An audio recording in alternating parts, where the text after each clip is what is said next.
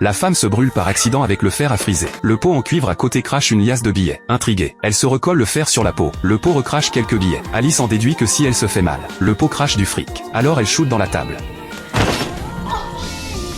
La seconde d'après, le pot recrache une tonne de billets. Sa théorie est confirmée. Alors elle hésite plus à se faire du mal. Quand son mari John rentre, la maison est sens dessus dessous. Un marteau et du sang par terre. Alice est allongée sur le lit à moitié morte. John panique et lui demande si des cambrioleurs sont entrés. Mais Alice affiche un grand sourire et lui dit qu'il a plus besoin d'aller bosser. John comprend pas. La seconde d'après, elle lui colle une gifle.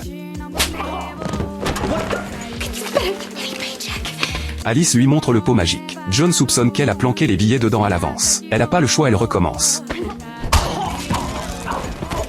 John finit par y croire. Il demande d'où vient le pot. En fait, 2 jours avant, elle avait vu une vieille dame qui avait trouvé un pot en cuivre au bord de la route. Convaincue qu'il avait de la valeur, Alice est allée chez la vieille et l'a volé. Pour Alice, ce pot est un trésor. Sauf qu'il faut souffrir pour qu'il crache. John pense que c'est un objet maudit. Le lendemain, pendant qu'Alice dort encore, il essaie de le rendre en douce. Mais arrivé devant la porte de la vieille, John change d'avis. Pour comprendre l'origine du pot, il l'emmène à une émission d'expertise. L'expert sait pas d'où il vient non plus, mais il sent que c'est un objet maléfique. Alors John et Alice se mettent d'accord. À 5 millions, ils arrêtent. Les deux tendent leurs mains au-dessus d'une flamme. Plus les mains se rapprochent du feu, plus le pot crache vite. Mais ça suffit pas de se faire mal comme ça. Alice va se faire tatouer avec le pot. John va se faire arracher les dents, en demandant bien au dentiste de pas mettre d'anesthésie.